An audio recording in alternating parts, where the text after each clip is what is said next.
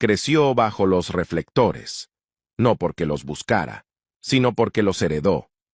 Como hija de Tin Tan, uno de los comediantes más icónicos de México, Rosalía Valdés tenía todas las puertas del mundo del espectáculo abiertas de par en par, y las cruzó con naturalidad. A los 20 años ya era una estrella en ascenso. Protagonizaba exitosas telenovelas, ganaba premios y lanzaba canciones que sonaban por toda América Latina. Pero justo cuando su carrera alcanzaba la cima, tomó una decisión que dejó a todos atónitos. Se retiró, sin drama, sin escándalo, solo una salida silenciosa, y una razón que dejó sin palabras incluso a sus colegas más cercanos. Entonces, ¿qué fue lo que realmente le pasó a Rosalía Valdés? ¿Y qué pudo ser tan poderoso como para hacerla abandonar la fama para siempre? Nacida en la fama. Rosalía Valdés. Julián nació en Ciudad de México en 1958, hija de dos grandes figuras de la época de oro del cine mexicano, Germán Valdés Tintán, el legendario genio del humor, y Rosalía Julián, integrante del famoso grupo musical Las Hermanas Julián. Su infancia no solo estuvo rodeada del espectáculo, se construyó dentro de él. El hogar de los Valdés era como un pequeño Hollywood. Actores, músicos, directores y productores entraban y salían como si fueran vecinos. Sus tíos eran nada menos que Manuel, el Loco, Valdés y Ramón Valdés. Su tío Julio Julián, un tenor de renombre, actuaba en escenarios de toda Europa. Tintán, con su estilo pachuco y su voz inconfundible, aún estaba en la cúspide de su carrera cuando Rosalía era niña. Sus películas, como Calabacitas Tiernas y El Rey del Barrio, ya se habían convertido en clásicos de la cultura latinoamericana. Pero Rosalía no se quedó al margen. Creció entre bastidores, en los sets, en las giras, en los camerinos, y cuando llegó el momento, estaba lista para ocupar su lugar en la dinastía familiar. Un ascenso meteórico. El primer paso de Rosalía Valdés en el mundo de la actuación llegó cuando apenas tenía 11 años, en la película El Capitán Mantarraya. No fue solo un papel, fue un asunto de familia. Su padre, Germán Valdés, Tintán, no solo protagonizó la cinta, sino que también la dirigió. Sus tíos, Ramón Valdés y Manuel el Loco Valdés, formaban parte del elenco. Para Rosalía, un set de filmación no era un lugar misterioso, era su segundo hogar, un espacio donde la risa resonaba entre tomas y los lazos familiares se entrelazaban con el trabajo actoral. Ver a su padre transformarse en el encantador pachuco frente a las cámaras y luego volver a ser el papá juguetón y cariñoso detrás de ellas, le dejó una huella profunda. Aquella experiencia temprana no solo encendió su pasión por la interpretación, sino que la volvió algo natural. Actuar no era un sueño, era parte de la vida cotidiana. En los años siguientes, Rosalía continuó estudiando y preparándose en silencio, pero no fue hasta mediados de los 70 cuando su carrera comenzó a despegar realmente. A finales de su adolescencia, ya se la reconocía no solo como la hija de Tintán, sino como una joven promesa con talento propio. En 1976 obtuvo un papel en Chicano, un drama que le permitió actuar fuera de la sombra cómica del legado de su padre. Al año siguiente, participó en Capulina Chisme Caliente, compartiendo escena con figuras queridas como Pedro Infante Jr. y Regina Torné. Pero todo cambió en 1978. Cuando a Rosalía le ofrecieron protagonizar una telenovela que llevaría su propio nombre, Rosalía. Fue una apuesta inusual, construir toda una historia en torno a una actriz tan joven. Pero los productores creían en su carisma y versatilidad. Y Rosalía cumplió. Interpretó el papel principal con una profundidad y sensibilidad que conquistaron al público de todo el país. Más aún, cantó el tema principal, Dame un poco de tu vida, una balada romántica que tocó el corazón de los televidentes. Su voz, dulce, emotiva y genuina, comenzó a sonar en la radio, convirtiéndose rápidamente en un éxito. Tras ese gran debut, la carrera de Rosalía se disparó a finales de los 70 y principios de los 80. Una de sus interpretaciones más aclamadas llegó en 1979, con la película El vuelo de la cigüeña, donde dio vida a una joven atrapada en una historia de amor y conflicto generacional. Su actuación fue tan convincente que le valió el Premio Heraldo a la mejor actriz revelación, un reconocimiento importante en el cine mexicano y la confirmación de que ya no vivía a la sombra de su padre. Ese mismo año apareció en Adriana del Río, actriz, interpretando a una joven que enfrentaba los altibajos de una carrera artística.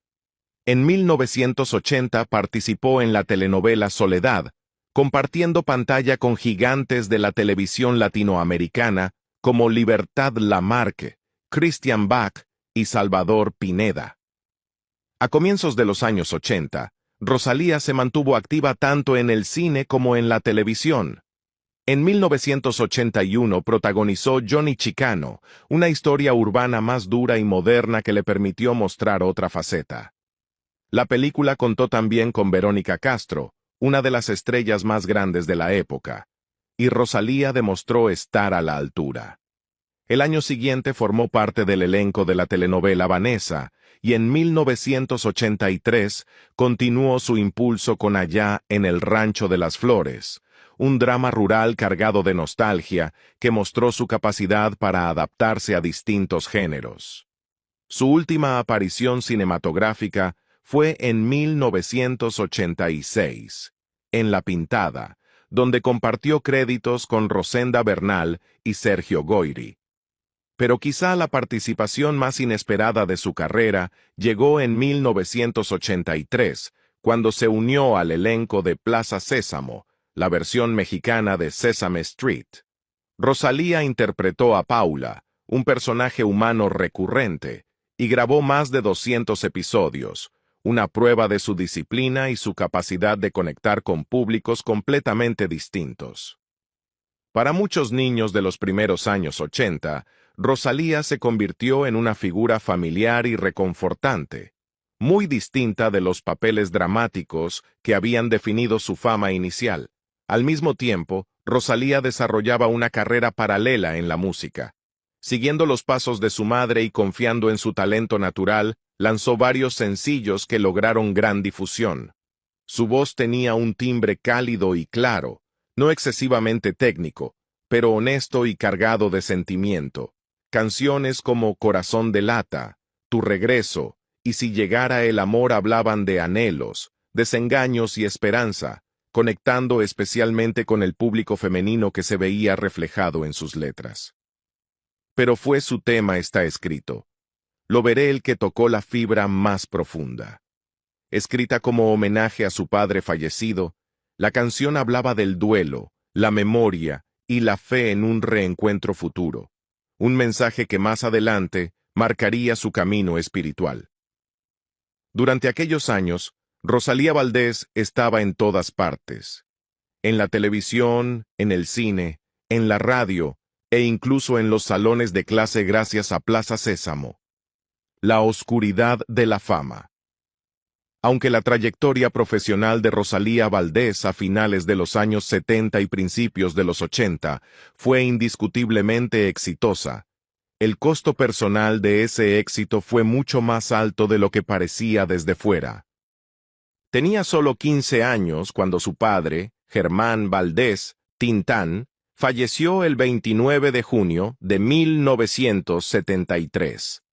Sufría de cáncer de páncreas, aunque nunca se le dijo toda la verdad sobre su diagnóstico. Su familia, incluida su esposa, Rosalía Julián, y sus hijos menores, Rosalía y Carlos, decidió protegerlo emocionalmente durante sus últimos meses. Según testimonios de familiares, entre ellos su hermana Guadalupe Valdés, Tintán murió sin saber que llevaba 8 meses enfermo terminal. Recibía dosis altas de morfina para aliviar el dolor y partió en paz, aún pidiéndole a su esposa que le cantara, un detalle que su hija recordaría públicamente años más tarde con profunda emoción.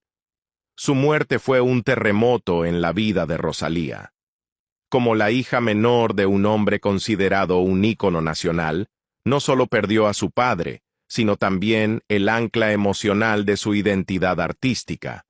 Aunque siguió trabajando en el cine y la música tras su partida, aquella pérdida marcó un cambio irreversible en su visión del mundo. El éxito artístico que alcanzó en los años posteriores vino acompañado de una tristeza profunda y no resuelta que proyectó una larga sombra sobre su estabilidad emocional y su desarrollo personal. Al entrar en sus 20 y convertirse en una participante activa del mundo del cine y la televisión, Rosalía comenzó a notar el contraste entre la versión idealizada del espectáculo en la que había crecido y la realidad que ahora tenía que enfrentar. La industria del entretenimiento en México durante los años 80, especialmente dentro de grandes productoras como Televisa, era competitiva, jerárquica y, con frecuencia, emocionalmente fría. Los actores competían por visibilidad, los proyectos se conseguían más por política que por mérito, y las amistades solían ser transaccionales. En entrevistas y escritos posteriores, Rosalía reflexionó sobre lo que vivió en ese período.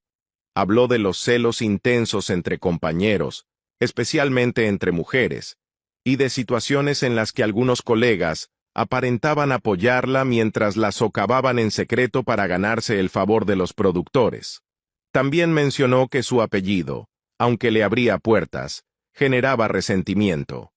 Algunos asumían que solo la contrataban por ser hija de Tintán. Otros se aprovechaban de su vínculo con el legendario comediante para ganar credibilidad cultural o atención mediática, solo para alejarse de ella cuando los reflectores cambiaban de dirección. Además, comenzó a sentirse desconectada de los valores y prioridades de la industria.